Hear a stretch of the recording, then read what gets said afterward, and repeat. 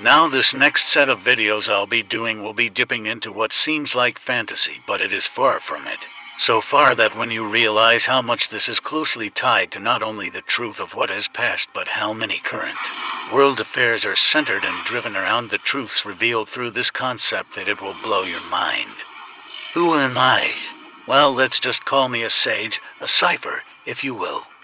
Someone who has lived many lives and through the many ages that plays a very important role in the story yet to unfold. The chronicler.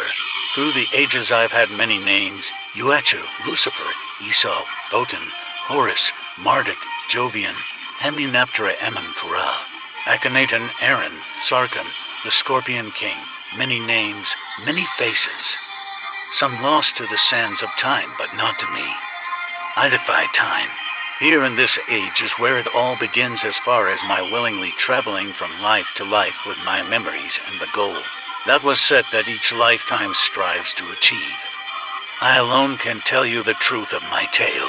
Here in this age of advanced knowledge and technology, this is where my wisdom from the lives I've lived and the accumulated wisdom of our ancestors before us, along with the wisdom that I am capable of today, has allowed me to design the technique that shall carry me through the reflections of the past in order to save the future of today, so that we may have a tomorrow to wake up to. I am Thoth, the first and the last of his incarnate forms, who lives in a time as yet to unfold even to him. This is the tale not of another world's destruction, but the tale of our fate ahead if I do not find the solution needed to save humanity from its own wicked ways. For there are more threatening dangers looming over us than we are allowed to realize. And this enemy that chases after our secrets are none other than the leaders and desperate people who are overwhelmed with panic and fear around us, gripping for some sort of answer. They do not realize their answer may lay within not one but many among them. I have already chosen to embark on this path I have set before me. I am the Ascended Master, Thoth, and this is our tale of the greatest adventure ever.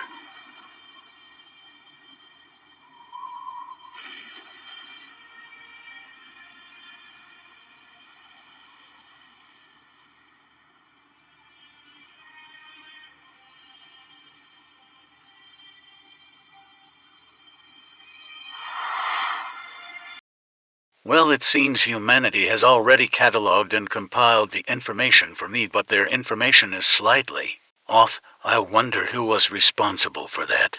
Outside third-party influences, or is humanity just acting like they don't know the full story to protect themselves from any repercussions?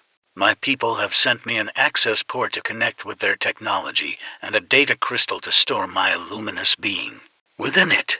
It has elements encased within that, when fused together instantly in a scenario such as a planetary explosion, fuse together to create a stasis quasi-crystalline-like diamond that can withstand extreme pressures and heat such as that which is found in deep space. It seems my people were capable of using crystals to store massive amounts of data, and this specific type of crystal refracts 1,000 times more light rays than any typical crystal. Hence its name given by men here on Earth that have found and studied such types of crystal structures.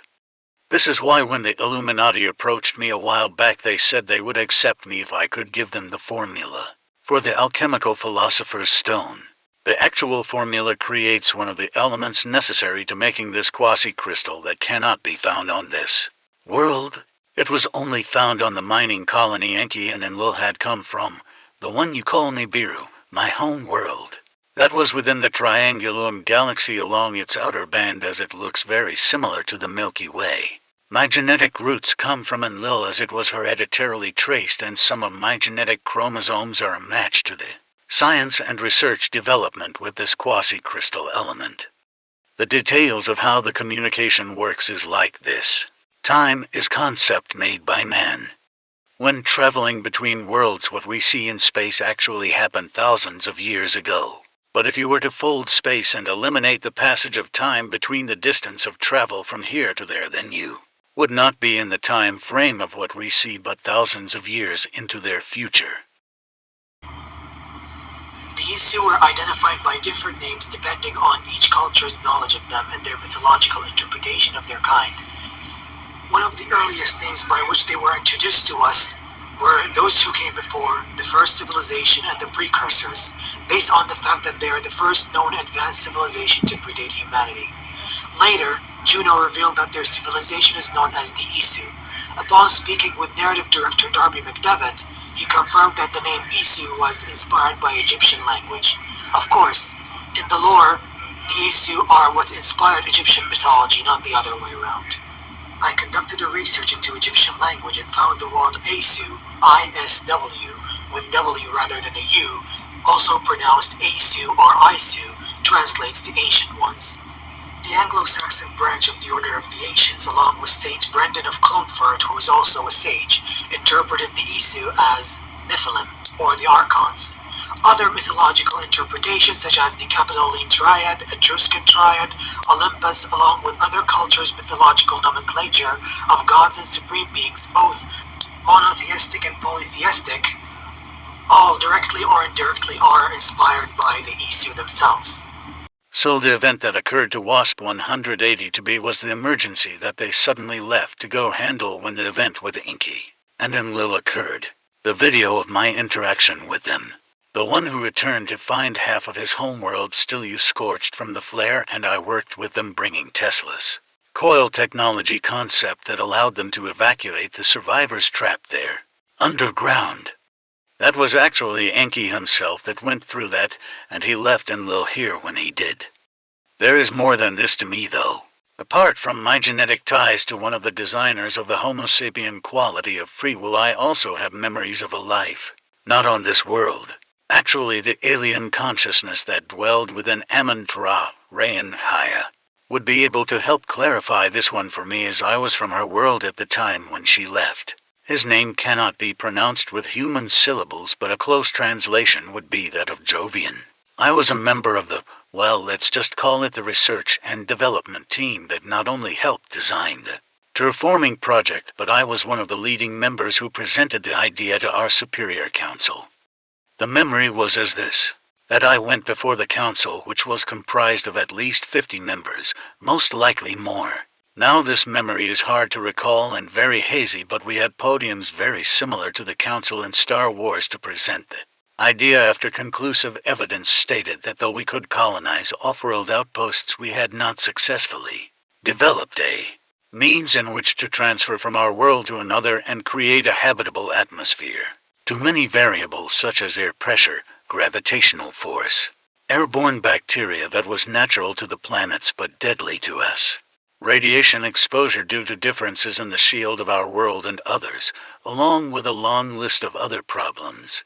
The council had decided that they were going to focus their efforts on other more plausible ventures, but I managed to convince them to allow us to construct a terraforming project prototype vessel that would create an artificial world from the material of an asteroid and an explosive device capable of igniting the fusion process of a stellar object through photon and gamma wave particle manipulators that would cover the surface with the photon energy, then centralize the emissions into the core of the asteroid through the gamma wave particle manipulations and a kinetic energy wave of magnetized ions.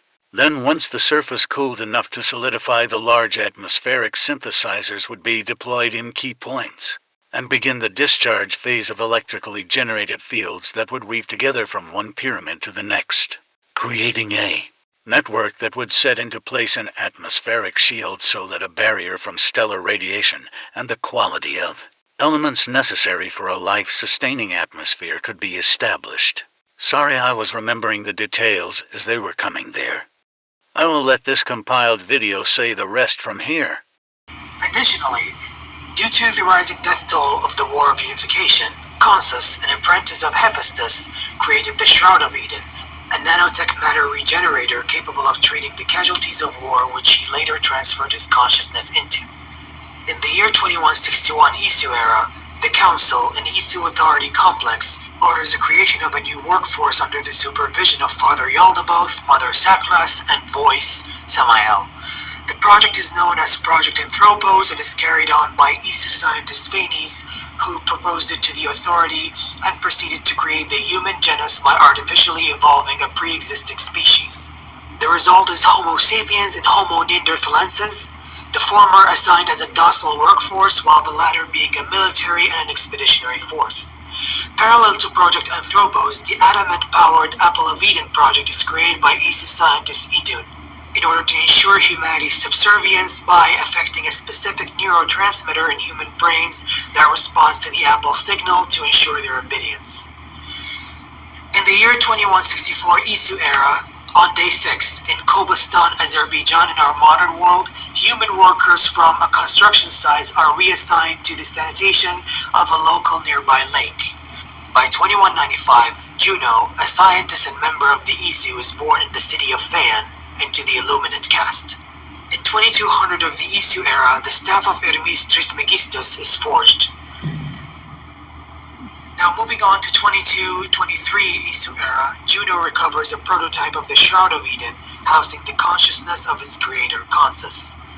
2296 Isu era is a pivotal year in both human and Isu history, as Adam and Eve, two human Isu hybrids, stole an apple from Eden and waged a rebellion against their creators, the Isu, in hopes of ending humanity's servitude to their creators.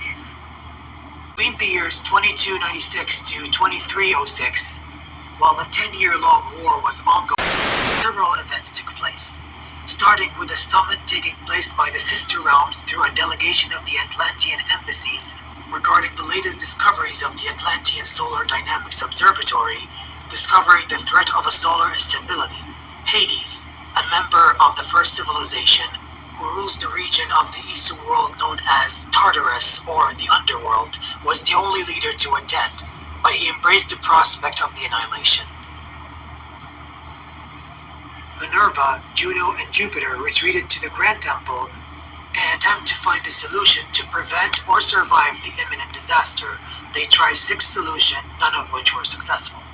During that time, Aita, Juno's husband, volunteered as a test subject in an experimental transfer of Isu consciousness into mechanical bodies, though his mind swiftly deteriorated shortly after the process.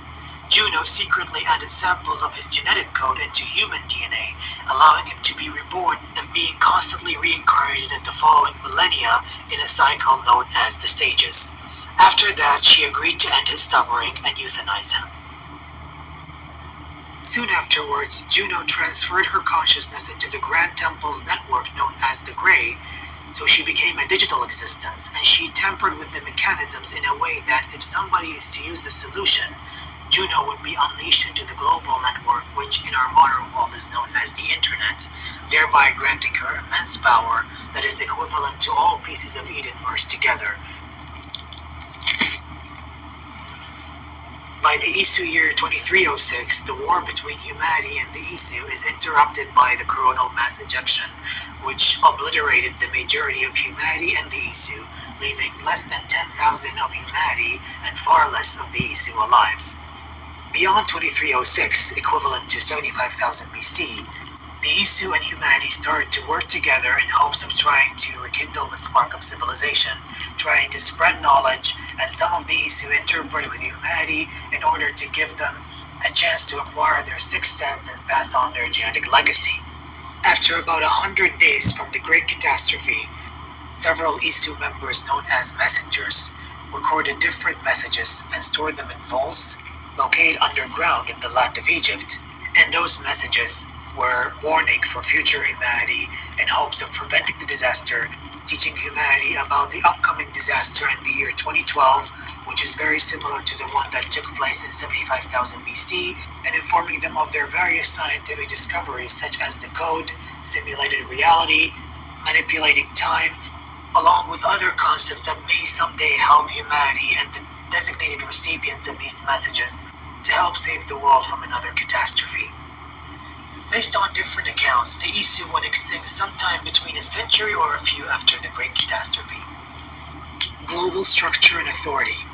The exact nature of Isu government isn't well understood. However, there is a form of central global government situated in Eden, referenced as the Isu authority in Eden.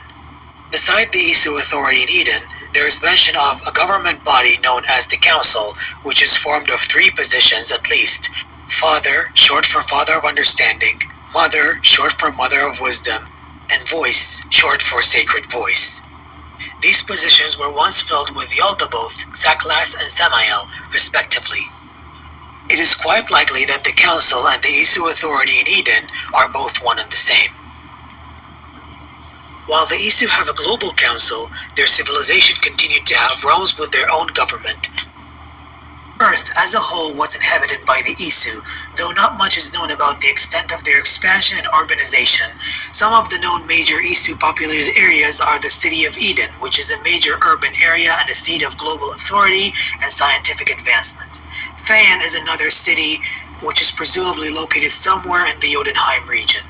Asgard, Jotunheim, Atlantis, Elysium, and Tartarus are larger regions often referenced as realms. Society. Isu society is divided by a caste system. Juno, an Isu scientist, stated that she was born into the Illuminate caste. Based on Eivor's interpretation of Odin's memories witnessed in a dream state, the Aesir and Jotun are quite likely two Isu castes among whom was a form of resentment and conflict. Odin ostracized Loki, who is Aesir-Jotun hybrid, along with his wife Alethea, who is a Jotun herself, and their son Fenrir due to their caste differences. Due to Eivor's hallucinations of Odin's memories being more of a dream and a subconscious cultural interpretation rather than a direct visualization of the memories themselves, some of the details are best not to be taken literally. And whether the Illuminate caste in which Juno was born into was the same as the Jotun caste or not, along with whether the city of Phaon is located in Jotunheim region, remains unclear, but it is safe to assume that the cultural differences based on the caste system were a cause of conflict